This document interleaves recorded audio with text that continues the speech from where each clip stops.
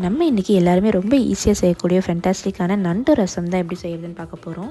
நம்ம கிடைக்கிற கடல் நண்டை க்ளீன் பண்ணி எடுத்துக்கலாம். கொஞ்சம் லெமன் விட்டு க்ளீன் பண்ணிட்டோம் அப்படின்னா ஸ்மெல்லே இருக்காது. இப்போ இந்த ரசத்துக்கு சில இன்க்ரீடியன்ஸ் அரைச்சி எடுத்துக்கலாம். கொஞ்சமாக சீரகம், பெப்பர், ரெட் சில்லி, கருவேப்பிலை, கொத்தமல்லி இது எல்லாத்தையும் தனியாக இடித்து எடுத்துக்கலாம். அதுக்கப்புறம் பார்த்திங்கன்னா ஒரு 10 சின்ன வெங்காயம், கொஞ்சம் இஞ்சி, 4-5 பல் பூண்டு இது எல்லாத்தையும் தனியாக இடித்து எடுத்து வச்சுக்கலாம்.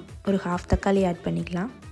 இப்போ நான் இன்றைக்கி 2 நண்டு எடுத்திருக்கேன். இதோட கால் தனியாக நம்ம இடித்து எடுத்துக்கலாம். அப்போ தான் நமக்கு ரசத்தில் அதோட எசன்ஸ் நல்லா இறங்கும்.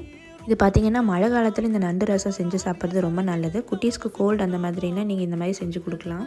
இனி பார்த்திங்கன்னா ரொம்ப சிம்பிள். நம்ம இடித்து வச்சுருக்கிறது எல்லாத்தையும் தாளிச்சிட்டு நம்மளோட நண்டையும் உள்ளே ஆட் பண்ணி ஒரு 2 டம்ளர் தண்ணி ஊற்றி நல்லா கொதிக்க விட்டுடலாம்.